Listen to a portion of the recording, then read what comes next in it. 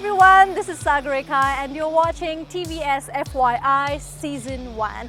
As you all know, we come here with different topics every week. Ra azako topic raheko cha plugging a tire.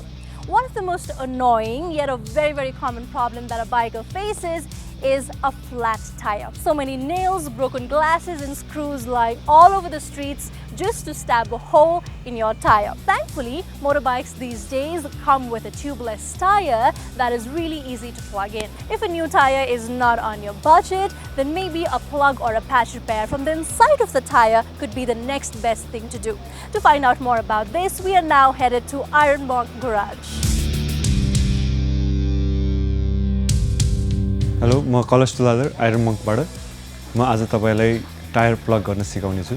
सबभन्दा पहिला तपाईको टायरमा कता पाल परेको छ त्यो भेटाउनु पर्छ। यो शार्प अब्जेक्टहरुलाई चाहिँ नि हातले भन्दा प्लायर अथवा अरु कुनै टुलले निकाल्नु होला।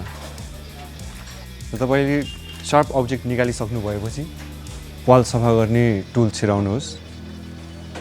यसरी पाल सफा गरिसकेपछि त्यहाँबाट हावा निस्किनेछ र त्यो हावा निस्किएको ठाउँबाट तपाईले चाहिँ नि यो रबर स्ट्रिपलाई छिराउनु पर्ने हुन्छ। तपाईले चाहिँ यो रबर स्ट्रिपलाई चाहिँ पाल भित्र पुरै छिर्ने गरी थिच्नुपर्छ अनि पछि यो टुल निकाल्दाखेरि चाहिँ रबरको स्ट्रिप टायर भित्रै अड्किनेछ। त्यसपछि तपाईको मोटरसाइकलको पङ्क्चर चाहिँ नि टालिएको हुन्छ र यो चाहिँ ट्युबलेस टायरमा मात्रै काम गर्छ।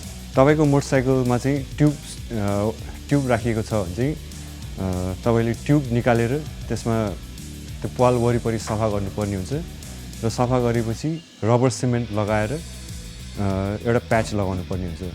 त्यो प्याच लगाइसकेपछि चाहिँ तपाईको ट्युब फेरि चलाउन मिल्छ अनि हावा भरेर तपाई फेरि राइडमा जान सक्नुहुन्छ। तपाईको टायरमा चाहिँ ट्युब छ भने तपाईले टायरबाट ट्युब निकाल्नु पर्ने हुन्छ र पाल परेको ठाउँ भेटाइसकेपछि त्यहाँ मजाले सफा गर्ने।